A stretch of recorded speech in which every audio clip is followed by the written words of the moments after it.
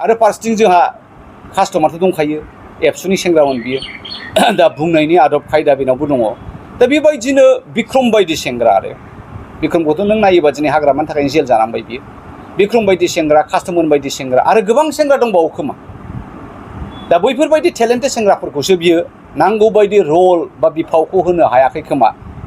दा बे जिनिसखौहाय नायनांगोन आरो थांनाय बारनाय इलेक्सनावबो आं होनबाय थादों जे गोदान फेसखौ होनांगौ बिपिएफआ गासिबो बे फुराना फेसखौ होयोबा बिथांमोना माखासे एन्टि इनकामपेन्सि थायो दा बेफोरनि थाखाय हयथ' जेनदों थांनाय बारावबो आरो एबारावबो बे भुलखौ खालामबा बियो जेनदों दा बियो बिथाङा ओंखायनो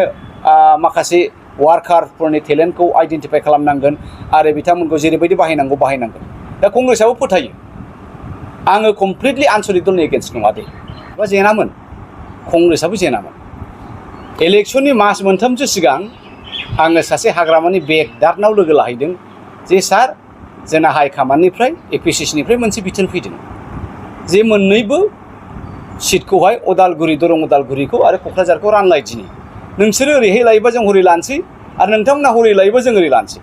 बे मेसेजखौ आङो सासे भाइस प्रेसिडेन्ट हाग्रामानि सेनापतिनि दारैनो मेसेज होदों अब्ला बिथाङा बुंबाय थिग आसे गर्जन आङो बे मेसेजखौ हाग्रामा सारजों रायज्लायसिगोन बिथाङा जुदि मानियोबा थिग आसे वेल एन्ड गुड थांबाय बारलांबाय गासैबो समाया बारलांबाय जेब्ला इलेक्सना खाथि आङो आंनि केन्डिडेटखौ होखाबाय स्क्रुटिनि गासिबो जाजोबखांबाय बिनि उनावसो माबा सेंग्रा फाथायबाय थाबाय जावलिया बावलिया जिरायदोनो गर्जना जिरायनांगौ जाहैदों आंखि बेबायदि गोदाव सोराव जिरायलाबायनो आंहा मान सनमान गैया नामा आं पार्टिखौ थगायगोन नामा आंथ' थगाया थाइसे थाइनैजोंथ' आंथ' बायजानाय नङा आरो बेबायदि हामखाया आरो जाय बाथ्राखौ बिसोर फोसावलाबायदों बेबो अननायजानो दा बेखायनो जों जेननायनि खारनाबो बेनो बिपिएफ जानायनि खारनाबो बेनो खारन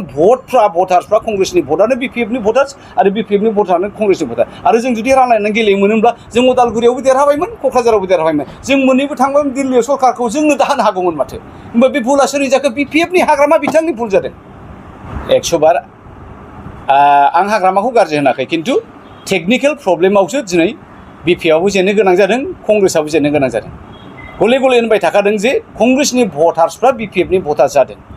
सिगाङाव कंग्रेसनि जोबमोन दा बेखायनो जोंनि भटआ कमन दा बेखायनो जों एलायन्सखौ लुबैदोंमोन सिट शेयारिंखौ लुबैदोंमोन एलायन्सथ' नङा दा नोंथां होननाय बायदि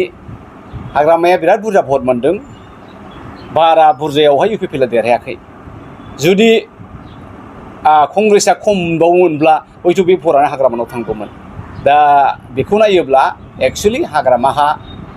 जथेस्थ' बिटिसिआव दोहौ दङ रायजो राजाया बिथांखौ दाबो मोजां मोनो आरो बे हिसाबैनो दिनैहाय बर' रायजो राजानि भटखौ निस्सय बिथाङा गोबां मोनदों खिन्थु बाथ्राया ओरै जाबाय नों इलेक्सनावथ' माखासे टेकनिकेलनि खोथा फैबाय ना दा बे जिनिसखौ बियो हयथ' नांगौ बायदि मानसिफोरनिफ्राय एडभाइस मोनाखै बा सोरनिबा रं एडभाइस लानो बे आवगायबाय थादों दा बेखायनो जेरैबायदि जानांगौमोन बे जायाखै आं ओरैबो लादों फारसेथिं बिथांमोनाथ' नै दानि बिटिसिआवथ' एलायन्स गभर्नमेन्ट नङा होमबा टेक्निकेलि एलायन्स रासि नहय जानो बिटिसि बनावा